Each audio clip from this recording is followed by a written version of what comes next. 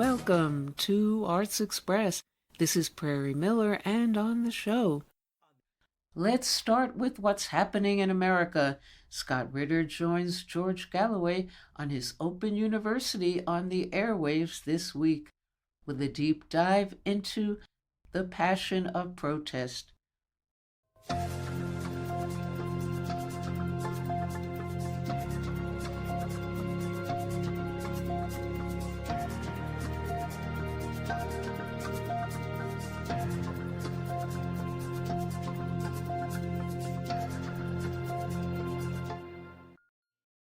We're extremely fortunate that we are now joined by the one and only Scott Ritter, former Marine Corps intelligence officer and one of the world's most formidable and best known arms inspectors, with whom I've worked now for more years than either of us care to remember, but we are still enjoying it. Scott, let's start with what's happening in America.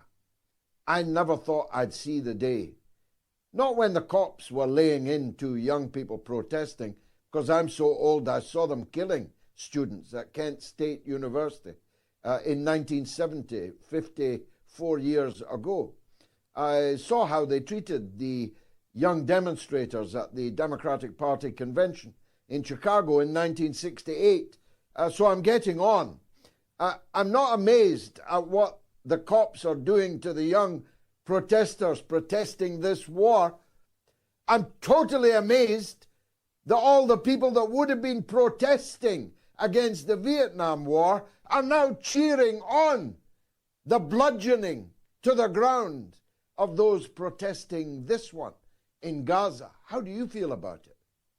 George, when you first met me back in before the invasion of Iraq, I think you recognized that I was somewhat uncomfortable with the concept of public demonstrations. I was a military man. I was somebody who had been on the other side of the issue. I was offended by what the government was doing, but I was uncomfortable with protests and uncomfortable with participating in protests.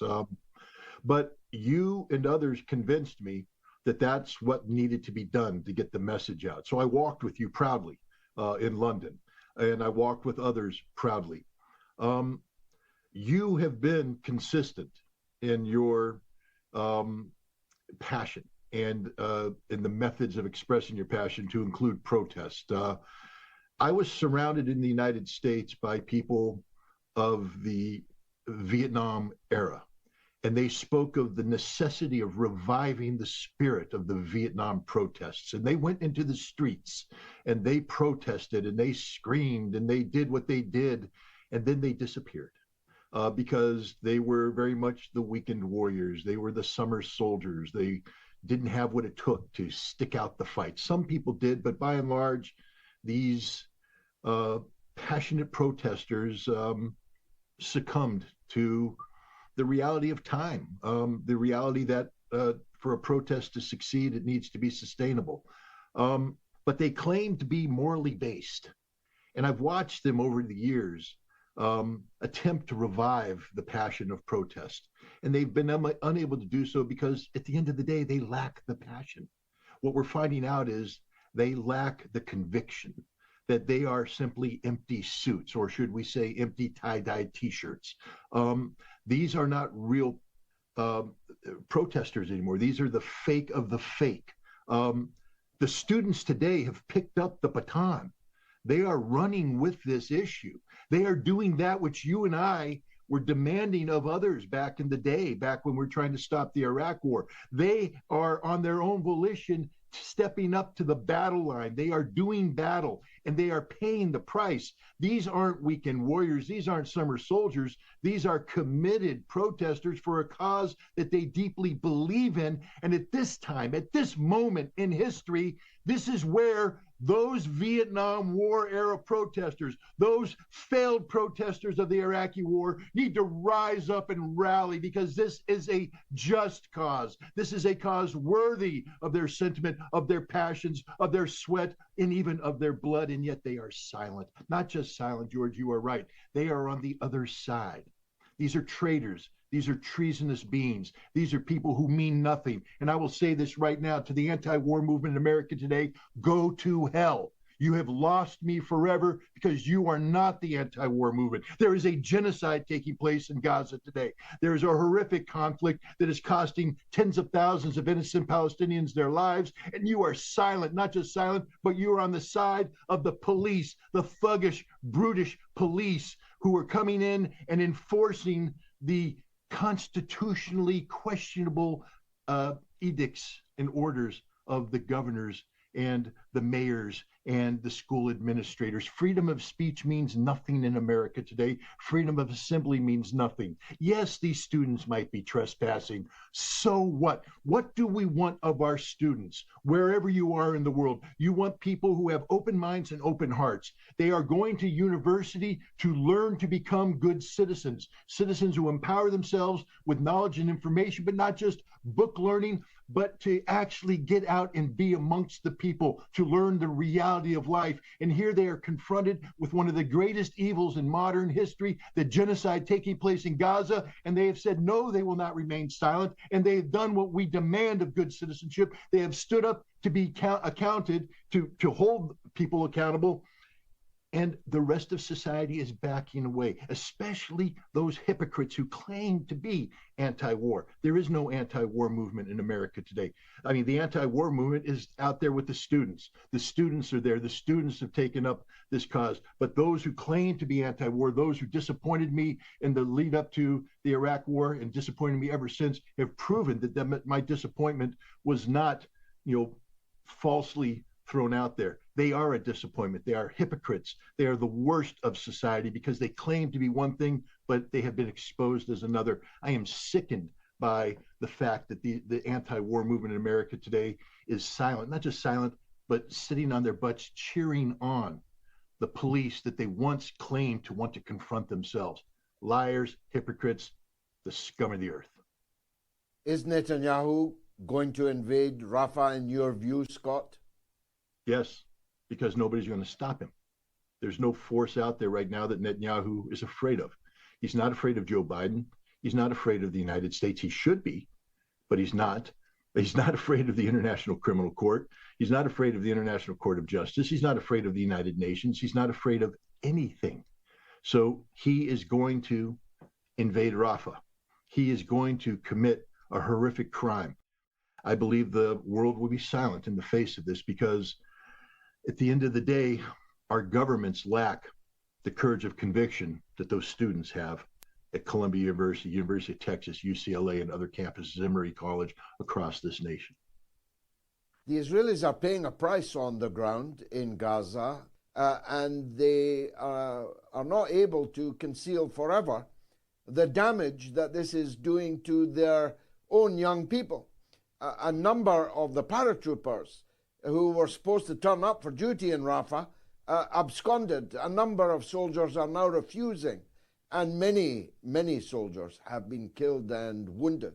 What sort of opposition might they face in the tents, amongst the tents, and amongst the now broken slums of Rafah? Well, Hamas, as a military organization, has not been defeated. They've been bloodied. Let there be no doubt. There have been casualties on both sides, and Hamas has suffered casualties as well. But it is not a broken organization. We saw how quickly, once the Israelis withdrew from the north of Gaza and the center of Gaza, how quickly the Hamas fighters reasserted themselves in that area. And the ferocity and tenacity of the Hamas fighters, the proof of that is, of course, where some of Israel's most hardened infantry soldiers, the paratroopers, and from other elite brigades, Golani Brigade, are saying, we don't want to go back in there. This is not a fight we want to engage in. This will be a bloody fight. This will be a very bloody fight. But Israel has a new kind of stormtrooper that many in the West are unaware of. They have these reserve battalions of yeshiva students, Talmudic studies students, who are Orthodox, fanatically so. And for 5 years, they get to study in a Talmudic university while serving in a reserve battalion. These fanatics, these Jewish fanatics, are the ones who are implementing the Amalek instructions of Netanyahu. These are the people that you see with their arms around each other chanting that they will eradicate the seed of Amalek. These are the people who are desperately wanting to get into this fight because they despise the Palestinians. Despise is not the right word, because to despise something, you at least have to recognize the humanity of them. They don't recognize the Palestinian people as humans. They call them human animals. And they are going in there and they have no qualms about killing children, about killing women, about killing innocents. These are the people that executed the people. These are the worst of the worst. These are the Israeli equivalents of the Einsatzgruppe, the SS executioners of Nazi Germany. And there are unfortunately sufficient battalions of this nature that Israel will be able to amass the military force necessary to move against Rafah. And these people will go against Rafah with no human compunction to show mercy. They will be merciless in the execution of the orders that they will be given. So we're about to watch the biggest single bloodbath since the Second World War. George, imagine, if you would, the Warsaw Ghetto, the infamous Warsaw Ghetto. Everybody's heard about the Nazi eradication of the Warsaw Ghetto. We're about to watch the modern day manifestation of the Nazi eradication of the Warsaw Ghetto, live on TV, with the entire world knowing it's happening, watching it, the buildup, and then, like it's some sort of perverse pay-for-TV entertainment center, to watch it unfold and do nothing to stop it. I mean, you have the United States now, who once said you can't do this, talking about bringing in Gazans to the United States as a way of opening the door for the expulsion of the Gazan civilian population from Gaza, which has always been the Israeli objective from day one, to remove the Palestinians from Gaza. The United States is now taking a leading role in doing this. This is horrible. What's happening? It's a nightmare. And yet somehow the world has become so immune to the suffering of the Palestinians. I don't understand it, George. I don't know why the world doesn't view the Palestinian people as human beings that deserve the dignity, that deserve everything that we demand of ourselves. They deserve. And yet we're going to watch the eradication of Rafah in a military campaign every bit as brutal as the Nazi liquidation of the Warsaw Ghetto.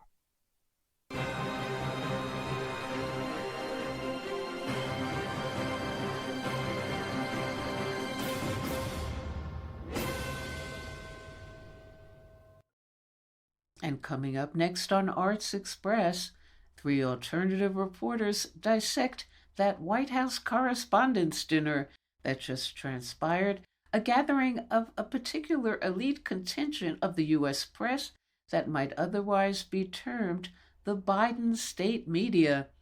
Joining journalist and radio host Rick Sanchez on his RT Direct Impact are No Laughing Matter editorial cartoonist and Take No Prisoners columnist and author Ted Rall and reporter and political columnist Angie Wang.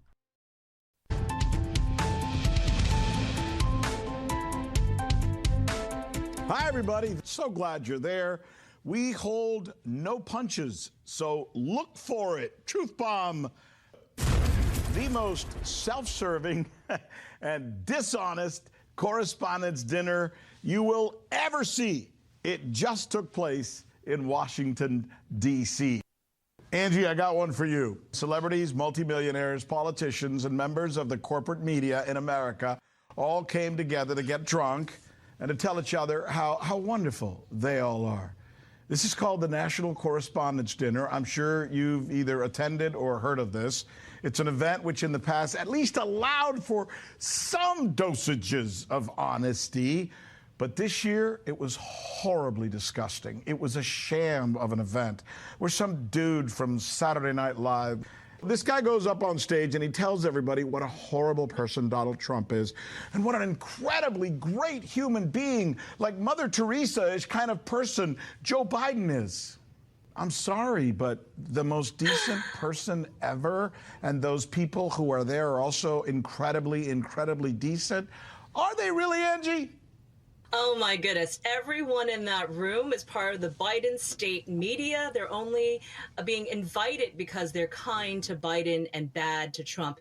Traditionally, the White House Correspondents' Dinner is a roast. You're usually roasting the president. You have several people going up on stage to take, a silly punch on, the man in charge, our commander in chief. But this time, no. Let's just blow a lot of air.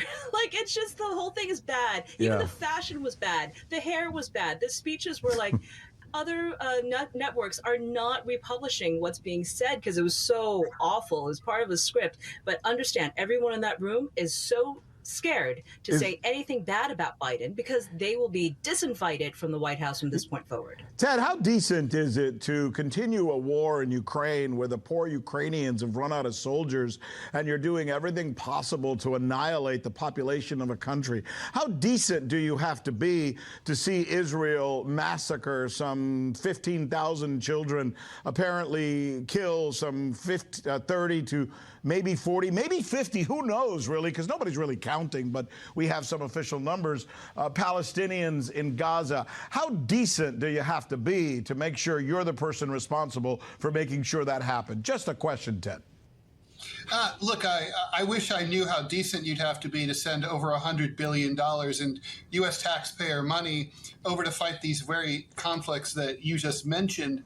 At the same time that here in New York City, right outside my front door, there are people literally starving to death, American citizens sleeping outside on the streets who are getting no help whatsoever from their government, presumably that they paid taxes into for many years before they hit the skids and fell on some bad luck.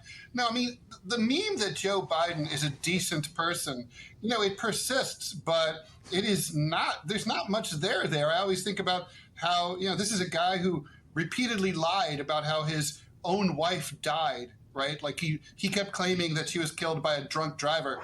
The guy wasn't drunk at all. It was just a lie, and he knew it, and he kept telling the story. That's not decent. The whole thing makes me angry. I was invited once, as you know.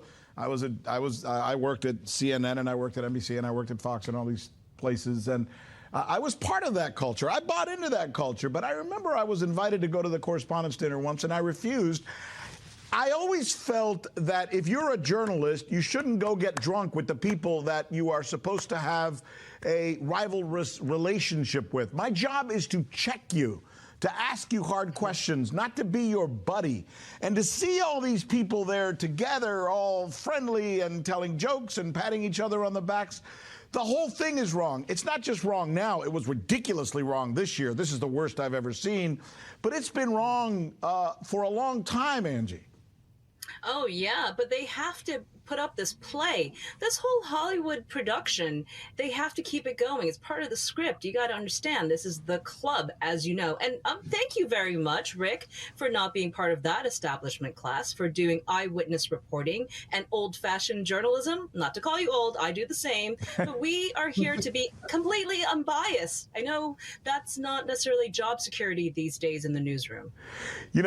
Speaking of that, I'm glad you just took us to where we want to go, because this is the other part of the Correspondents' Dinner that when it was President Biden's turn to speak, this guy, our president, praised the journalists in the room, most of which make hundreds of thousands of dollars, if not tens of millions of dollars in some cases, right?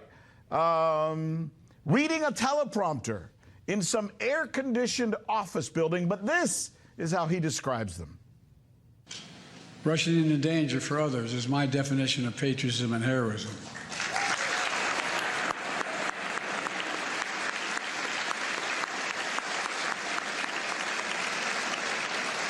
And so is what all of you do when you report truth over lies. That's why I want to close the night with my genuine thanks to the free press. There are some who call you the enemy of the people. That's wrong and it's dangerous. You literally risk your lives doing your job. You do. The free press? You risk your lives? Most of the people in that room have never covered a story. Most of the people in that room have big offices in New York City or other big places or big cities in the United States. Most of those people read teleprompters for a living. And when they do get out, trust me, I've been there. I was sent to some of these places with the likes of Anderson Cooper. They travel with a makeup team. They find them a hotel room. They have an entourage of people taking care of every one of their needs. They fly in special dinners for them. These aren't correspondents in the old-fashioned way that we used to see, covering wars in Vietnam and Korea, etc. That was such a bunch of bull from the president, telling these people how brave and how courageous they all are and that they're the so-called free press. Pardon me, I was supposed to ask a question here. I didn't. Ted, to you. Rick, look, I've seen a few shots fired in anger when I covered the war in 2001 in Afghanistan, the 1999 Kargil conflict. I've been to Afghanistan a few times. And you're absolutely right, Rick. What you're saying is 100% right. The independent journalists who travel hard, many of them, for example, right now, Al Jazeera reporters who are in Gaza. Or dead. They've been killed. Yeah. That's real reporting.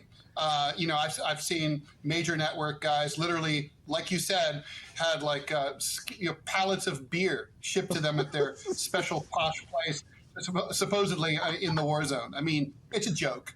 Yeah. Angie, did you want to add something to that?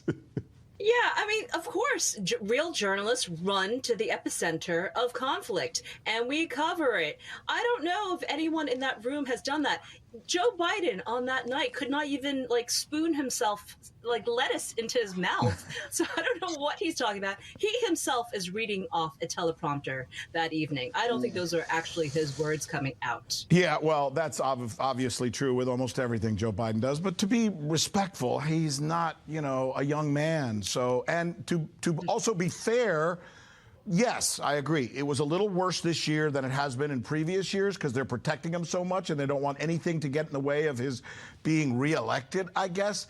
But this thing that they do with this Correspondents' dinner was a joke during Trump, a joke during Obama, a joke during Bush, a joke during every single president, because that consortium of buddy-buddy between the press and the media and the politicians who all go there to get drunk together, that's wrong. And that's not democracy, despite what this dude from Saturday Night Live may be saying.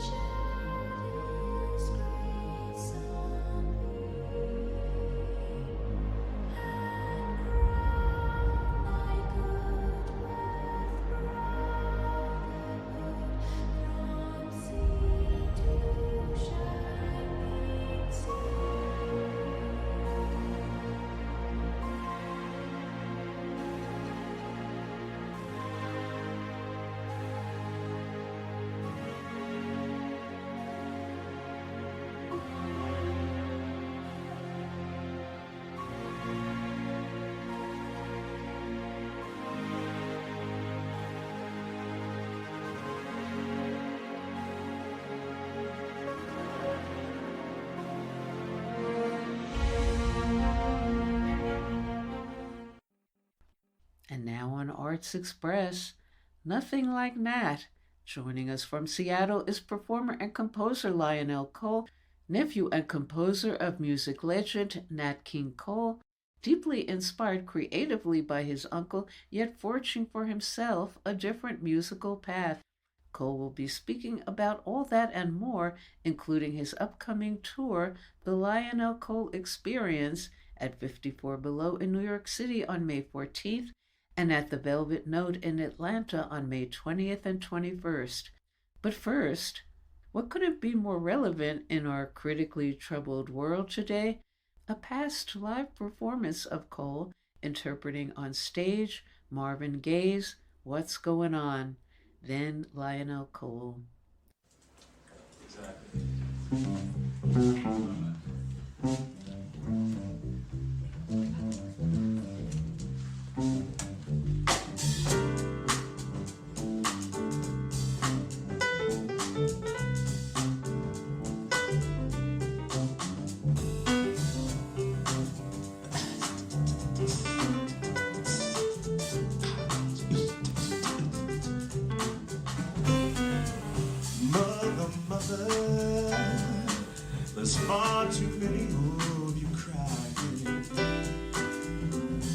Now, brother, brother, brother, there's far too many wounded dying. You know we've gotta find our way to bring some love in here today.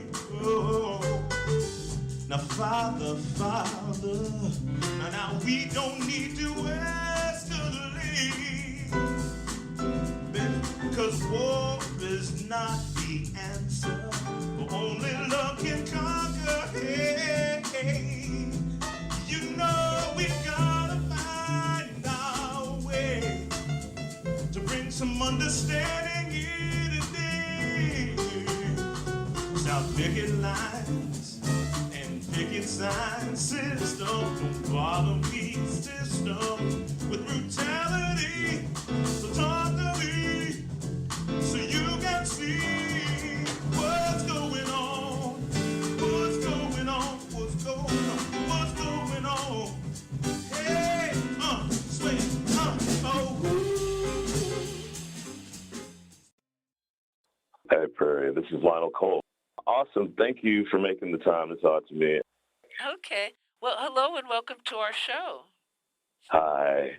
I'm really glad to be here. Okay. What can you say about what the Lionel Cole experience is all about and what you'll be up to at 54 Below? Well, the Lionel Cole experience is like an expression of this longer project, Small Town, and this kind of bigger era project that we've been working on.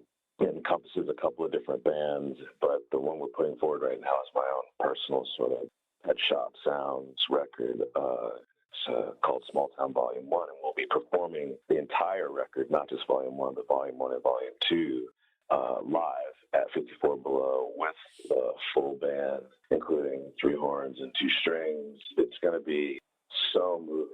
And there's also a surprise that I don't want to spoil for people who are there, but it's going to be so incredible. We're going to present the record and also present 2 of our, Grammy nominee folks, Tony Addison and, Michael McGuinness, doing a song of their own as the record flips in the middle of the set. So yeah, that's what you can look forward to. Some real fun, some real deeply heartfelt music that is my tribute as a writer and composer to the legacy of my family that I hope I hold the torch with somewhat steadily. I try to do this. And how would you say this return of the Lionel Cole experience is new and different in any way? Well, it's a completely different show. Last show was really about With Love, which was last year, and Cancel Christmas, which was what Lionel and the Swingers Club came out with last year, and we got Grammy consideration thanks to all of you out there. We appreciate it. We're just an independent place, but so last year's show was about those 2 records, and they did great. This year's show is really about Small Town Volume 1, our brand new record. It goes to radio May 13th, and then we're at 54 Below May 14th, and a month later at Velvet Note. And your musical style and performances are described as, quote, drawing inspiration from Stevie Wonder, Prince, Samuel Barber, and Chopin. Please elaborate. Well, I love taking structure as a composer and turning it on its ear, and using the knowledge, kind of the orchestration style of Samuel Barber, deep kind of heartstrings that pulls when you listen to someone delicately play Chopin, the knowing, righteous place that Stevie Wonder puts you. I don't know. It's just some of the suit. My father and his just, jazz cowboy attitude, like a Miles Davis, like these are just things that kind of permeate my thought process and the people I've come across. And, I try to do honor and pay tribute to those that I think have really influenced my own particular strange, quirky style. I think we all should put a little love out for our masters, our senseis. And among your very stellar musical family, what would you say has been the inspiration artistically and on your style of your legendary uncle Nat King Cole? Wow, big question. I think one of the things we have in common is our desire for gentle kind of, advocacy. Nat was the first black guy on television, the first black face on television, the first black voice on radio. Just by him gently being himself, he created a royalty that gave the platform for lots of people to move forward. And so even though I fall more like the world Sinatra, I suppose, I really believe that that bearing, that knowledge, it's important to be special, and that special be yourself, and then let that go and let that lead the way. And so I'm following the music around. And that's what Nat always said he was doing. He didn't write a lot of songs. That's not the family thing. So I guess that's my differing point. It's been about creating songs for all, combining them, suggesting things to move it forward. But my joy is forming from the bottom of my heart. Those things are special. And what are your memories growing up of Nat King Cole, and what might surprise everyone to know about him that only you know? Oh, I wish I had a peekaboo for you on that one. I can tell you this. The month before I was born, which was 4 or 5 years after he died, one of his songs was still in the top 10 on Billboard, which he created. It's I'll tell you something that people don't know about Nat that I'm incredibly proud of.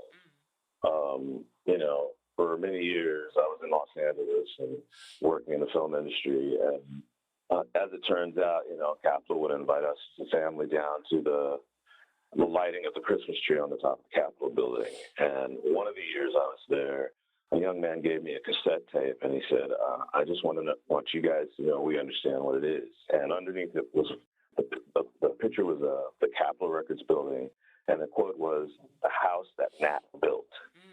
Now, I think people should realize that he actually, and that was, I think it was Johnny Mercer who said that, and that's why his share of the music business was so amazing, because his music was that important and changed the world. So yeah, I don't know that everybody knows that, but there you go, the house that Nat built. Okay. And what's it been like being part of Robert Downey Jr.'s band and making music with that flamboyant figure? Look, that was years ago, and it was so much fun. And we both got Chicago police jackets in Chicago when we did Oprah from Family. It was lovely. It was a great lesson in learning to release and let go. Robert was just releasing himself, and it really encourages me every time I sing. I'll look at that Tonight Show performance we did live, with me and my best friend Cameron Stone and him, and I'm just amazed. I'm like, wow, we did that. That's something. It's I'm amazed. It was great. As good as any of the others. Mariah Carey was amazing. I've just been really, really blessed. Really blessed. And speaking of which, what about performing and co-writing with Mariah Carey? Oh, well, look, I don't know. How do you define somebody who's, redefined legend, right? Like it's, I think, it's still a battle every Christmas, between my uncle and her, to take over the title of Christmas, isn't it? She's amazing. She changed my life in so many ways. And she honored me by, sharing her thoughts with me and letting me share my thoughts with her, and taking me around the world to see what a difference it made, because I'm coming from a place of positivity and love, and that's what I'm trying to put in anything I do, any word I say. And, she showed me that it can make a difference, that, I was helping people literally make it through the rain, so I'm forever thankful and grateful for her benevolence. And what musical journey would you say you're on now with your own work? I guess it's like, imagine like an orphan jazz / soul baby in the middle of the Americanas, on a horse headed towards, Oklahoma, for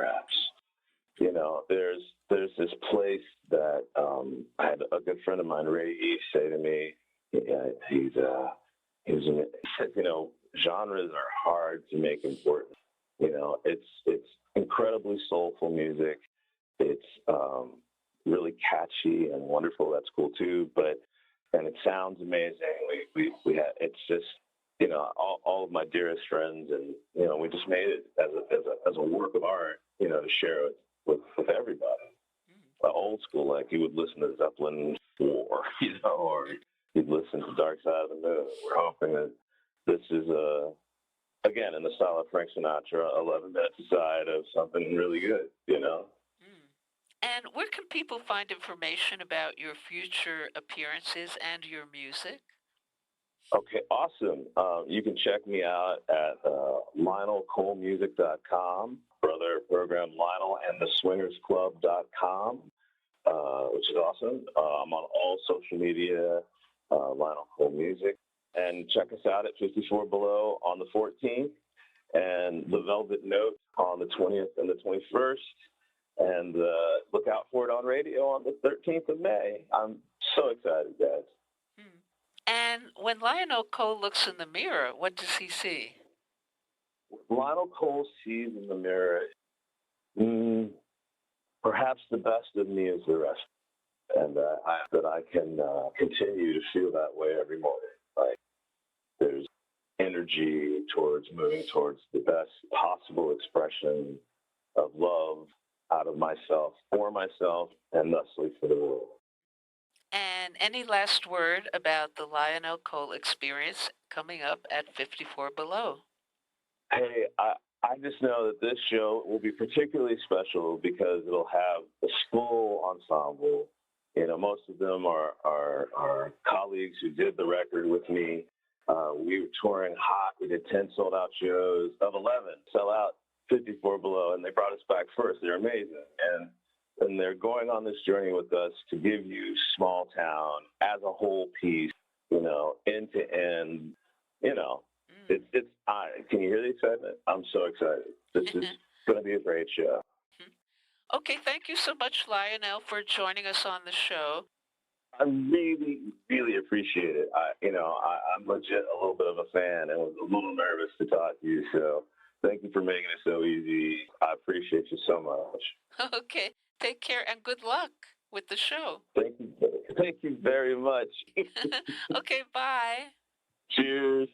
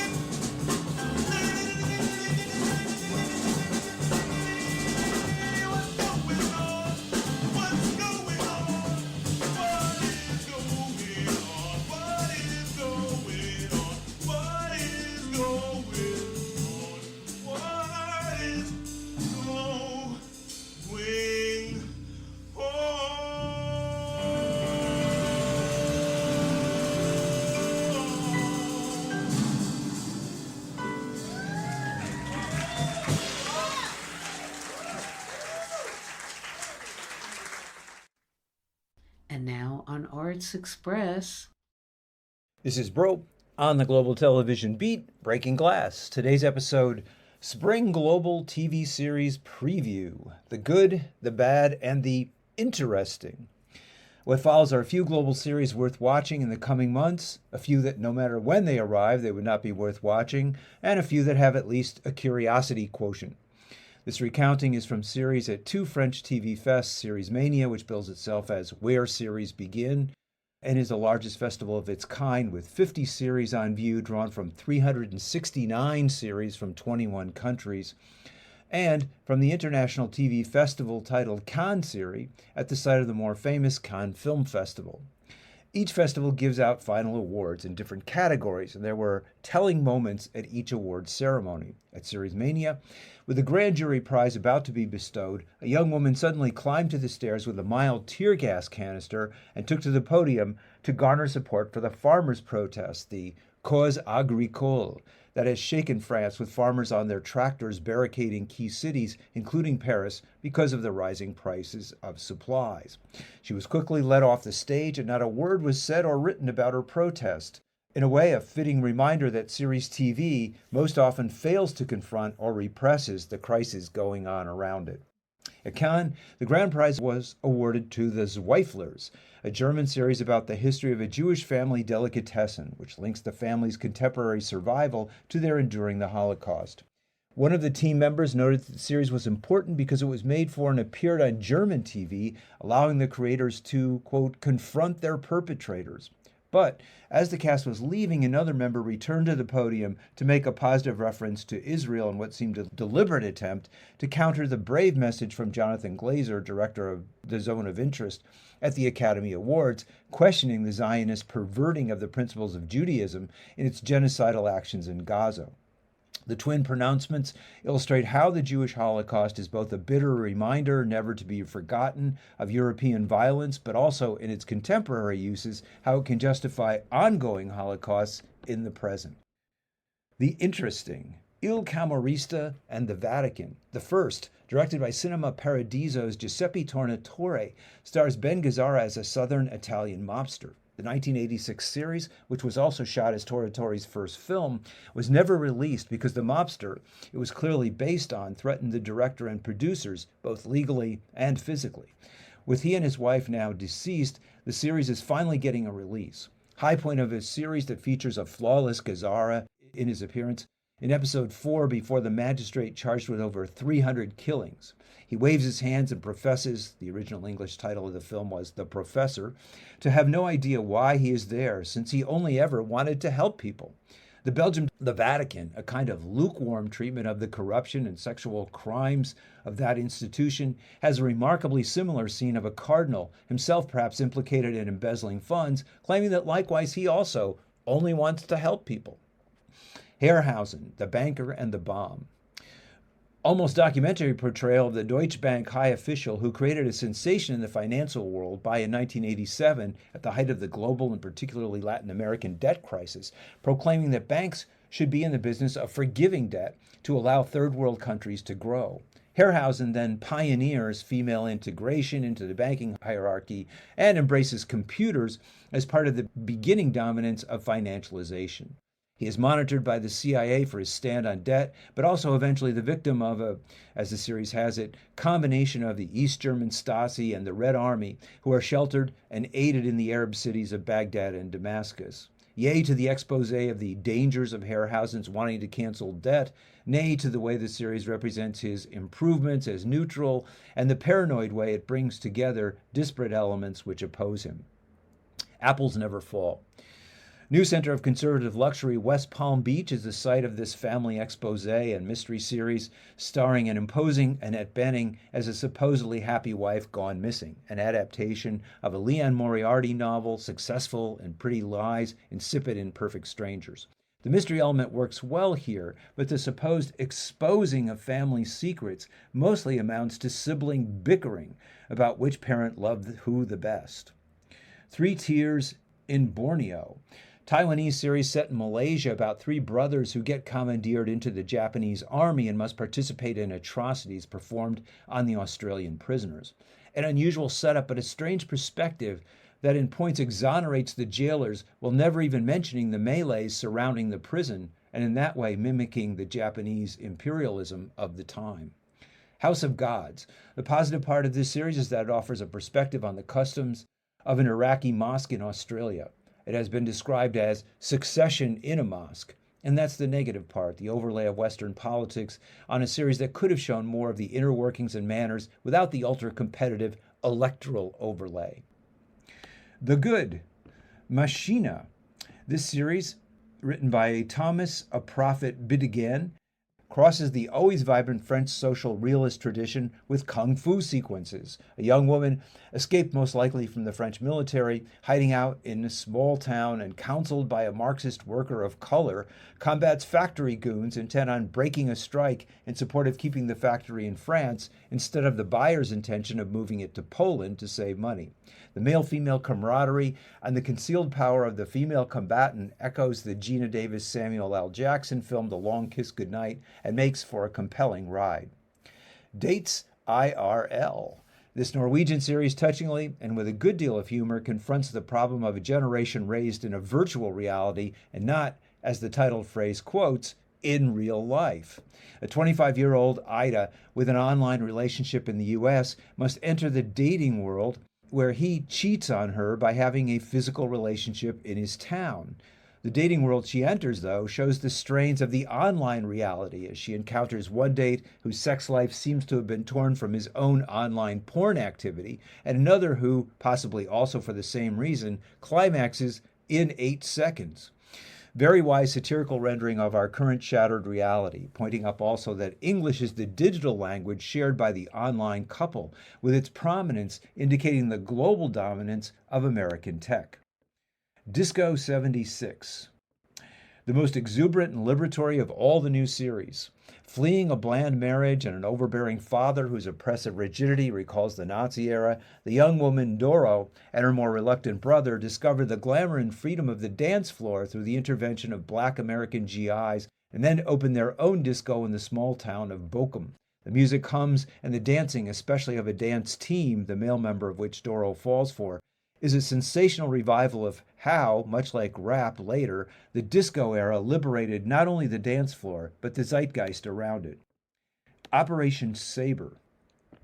Tight, taut, Serbian series which recounts how a prime minister falls victim to gangsters. The series set before the NATO bombing is a very pro-NATO intervention, but it does offer a brisk recounting of an investigation into the affair with the music, which quotes Mission Impossible, constantly throbbing in the background and keeping this tale, which recounts how a TV journalist and an ingenue mob member helped bring the scandal to light, humming.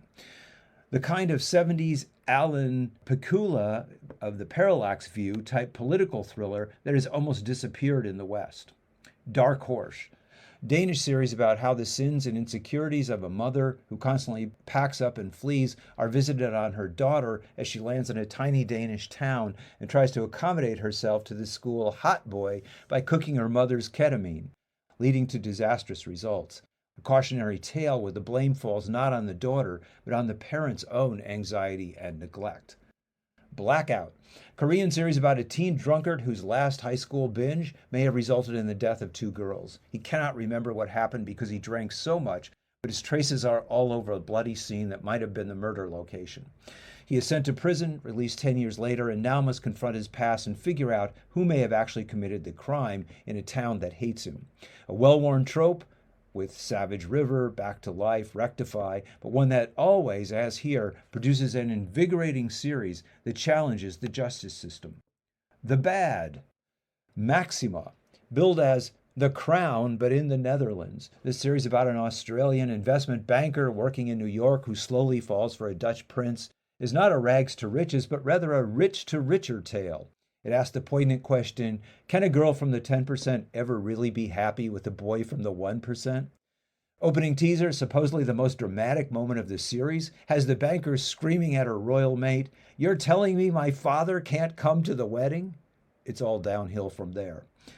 Fiasco, this Netflix French production about a fledgling director whose adventures on the set go horribly wrong, as so often happens with French humor, punches neither up that is, at the power structure financing the film, in this case Netflix, nor down at the crew, but rather sideways at the foibles of the well-meaning director.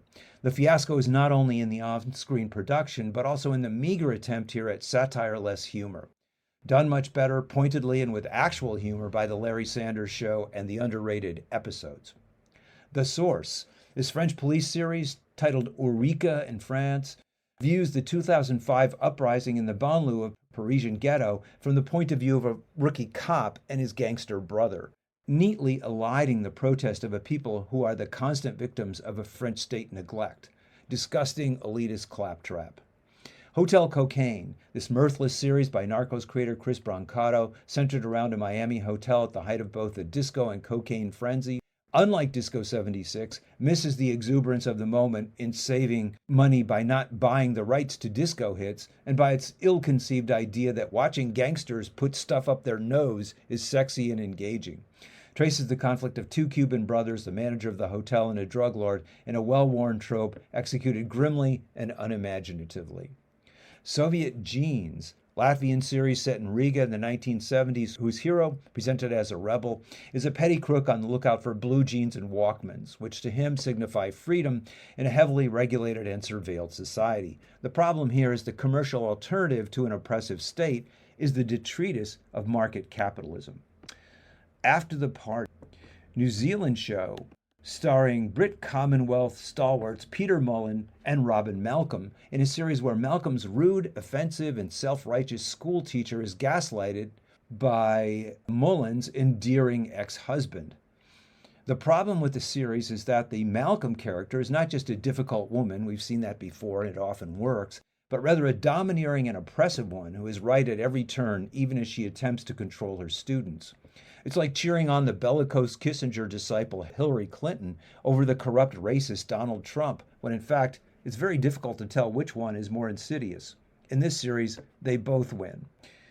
And this is Bro on the Global Television Beat, Breaking Glass. And that's all we have time for today on Arts Express, expression in the arts. And if you'd like to express yourself too, you can write to us at theradiogoddess@gmail.com. Until next time, this is Prairie Miller leaving the station.